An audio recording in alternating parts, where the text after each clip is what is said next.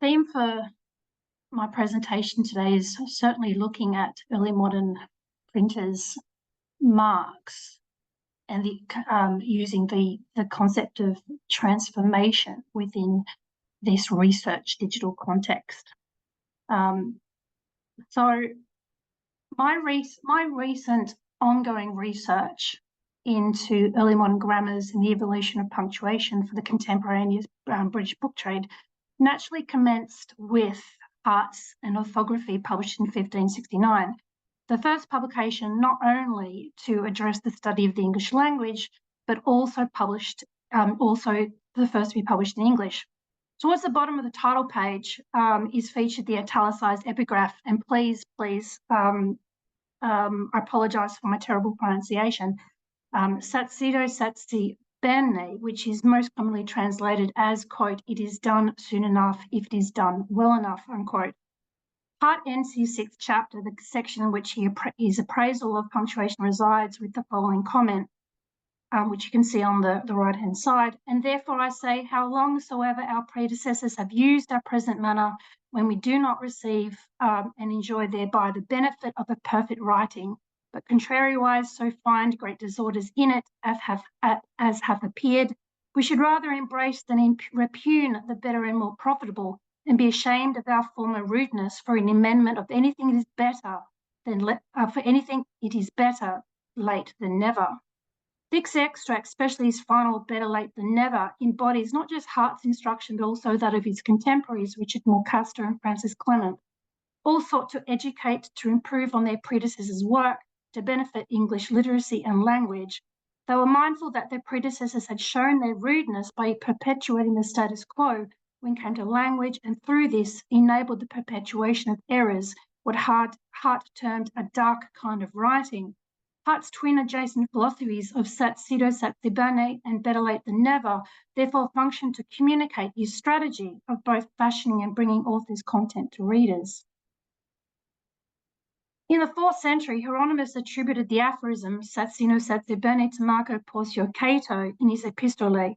However, earlier than this, in 121 AD, Suetonius linked a similar aphorism to Augustus in Lives of Tortoises. Sorry, apologies for the pronunciation. Sat solitaire fieri quid fiat statis bene, translated as, quote, "whatever is done well enough is done quickly enough." Centuries later, Cato personally appeared to embody his own aphorism in Erasmus's Adagia, published in Aldus Manutius in 1508, which was translated by Robert Bland, as you can see here, in 1814 for a more modern audience. Quote, Cato, "he is third or another Cato," was said ironically of persons affecting more than ordinary degree of gravity, sanity of manners. The two Catos who were in their time models of wisdom, truth, and patriotism were in such high esteem among the Romans that they even believed that they had been sent into the world by the gods, for the purpose of suppressing vice and banishing it from the world. To compare anyone, therefore, to them, or to call them a third Cato, would have been the highest compliment that could be paid to any human being. Another like-minded aphorism attributed Suetonius to Augustus was "hasten slowly," which became commonplace into the 16th century. A well-known example of festina lonte, which also appeared in Erasmus's Adagia, published by Manutius, which you can see on the right, quote, "on slow, to be considered here as affording an important rule for human actions. Tarry a little that we may make an end the sooner," was a favourite saying of Sir Ammias Paulet, that is, let us consider a little before we begin, and we shall get through the business with less interruption. Qui nimis proper minus prosper. Too much haste in the beginning makes an unhappy ending. Propera, make no more haste than good speed, for haste makes waste. Cito bene, soon enough is well enough. Erasmus furthers this philosophical appraisal in his specific consideration of cito bene in the 2nd volume, this time specifically in the context of artistic creation. Quote, "soon enough is well enough" was an apothegm frequently in the mouth of Cato when we are shown any work of art We do not inquire how long it was in performing, but how well it was executed. It is complete and excellent in its kind. We readily give due commendation to the artist, whether it was struck off at a heat or effected with much labour, thought, and attention. Cito, bene featured in emblem books from the 16th century, such as Jean-Jacques Boissard's Emblemat or Liber, published in 1593. The three-part emblem, as shown here, comprises elements of text plus image and layout, with the cito bene title at the top, and the italicized Latin inscription placed below the image, which has been translated as the following. Whoever approaches something which is to be completed will know that it is more important to be seen to do it well than quickly. He learns to tread slowly from the sluggish tortoise and at the same time to tread lightly from the swift butterfly. Here, hasten slowly was symbolized twofold by sluggish tortoise that treads slowly and swift butterfly who simultaneously treads lightly. Boissard's second emblem book, Emblème nouvellement mis de Latin en français par Pierre Joly, published 2 years later in 1595, reproduced the cito bene image from his 1593 Emblemat and Liber with the italicized French inscription underneath, translated as, "Whoever strives for a great courageous purpose and wants to begin it must above all take care to direct it well and not waste it, to precipitate it to its dejected form, not to the total but to the good. The artisan constitutes the glory of his work, and to crown it, it follows the sudden departure of the butterfly and the lateness of the slow turtle."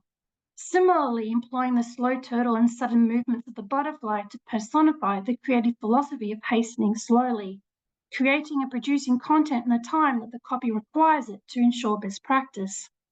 As identified by Volkenauer in 2018, the objective of the three-part text plus image plus layout emblem consisted of the picture inscriptions with frequent change of font and the many decorative lines that partitioned and structured the emblem, of bringing to readers' attention the printing process and the page layout. Through this, Volkenauer observed that, quote, printers' marks have not only influenced the emergence of emblematics as an art form among the first generation of emblem writers, only to be influenced in turn by emblems, with the interplay between the two long-lasting. Similar illustrative symbolism is evidenced in printers' marks, such as that of Aldus Manutius in his Aldine press, which comprised a dolphin embodying speed of production, encircling the anchor, which embodied stability of purpose. This printer's mark continued through to the last Aldine line with Aldus the Younger. One of the earliest examples of Manutius' dolphin anchor printer's mark is Dante Alighieri's Inferno, published in 1502, which is placed not on the title page, but on the verso, immediately following the text's final recto page, and with the name Aldus, it literally integrated into the printer's mark as shown. A second example published that year in the classical text, Philostrato Aiston Apollino, I'm sorry, albeit with the printer's mark being placed on a basic title page. The dolphin anchor printer's mark is classical in origin, being borrowed from a medal of the Emperor Titus. Erasmus specifically provides a personal reflection of the Manutius dolphin Festina Lonte relationship in his Dagia in 1508. Quote, that the same was said to have pleased Titus Vespasian is easily gathered from the most ancient coins of that man, one of which Aldus Manutius exhibited to me, a silver one of old and plainly Roman carving, which he said has been sent to him as a gift by Pier Bembo, a Veneto patrician, a young man who was among the first learned, when the most diligent researcher of all literary antiquity. The character of the medallion was as follows.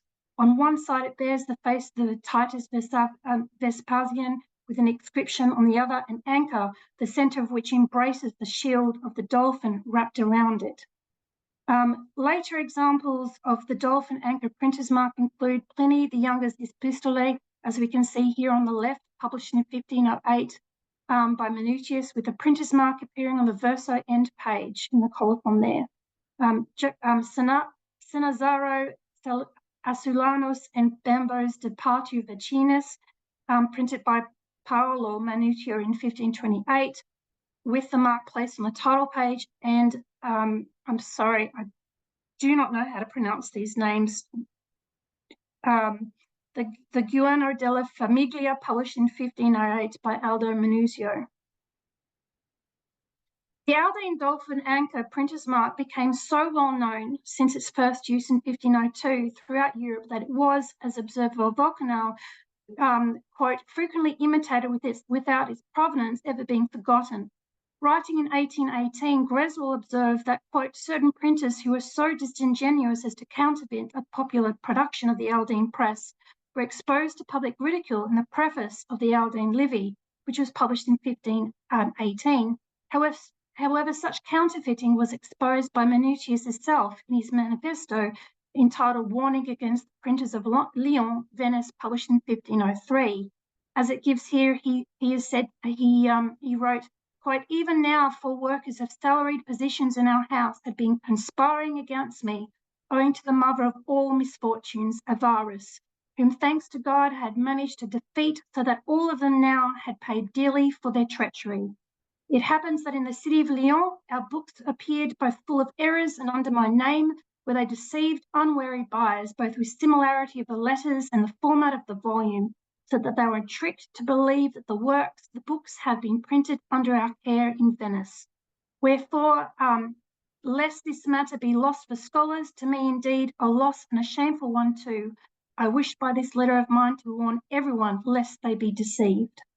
European counterfeiting of the Aldine Dolphin anchor belied the original objective of printers' marks as trademarks to protect printers' books against piracy. However, it also ironically reinforced 3 key principles underpinning their selection, creation, and use. That is, to communicate the importance of printers, the artistic value or interest of the mark itself, and the geographical importance of the city or town in which the mark first appeared. And as earlier noted, Volkenau observed that printers' marks have not only influenced the emergence of emblematic as an art form among the first generation of emblem writers, only to be influenced in turn by emblems with the interplay between the two long-lasting. Furthermore, printers' marks and emblems in their combining of quote, images and text in an often enigmatic way, both are closely connected to early printing and both draw in devices, Renaissance hieroglyphics, courtly pastime, and the figures and techniques of ars memorativa, unquote. Printers' marks therefore became trademarks for printers' output and communicated the superior quality of their production. This is evidenced in Manutius's manifesto again, his warning against the printers of Lyon, Venice.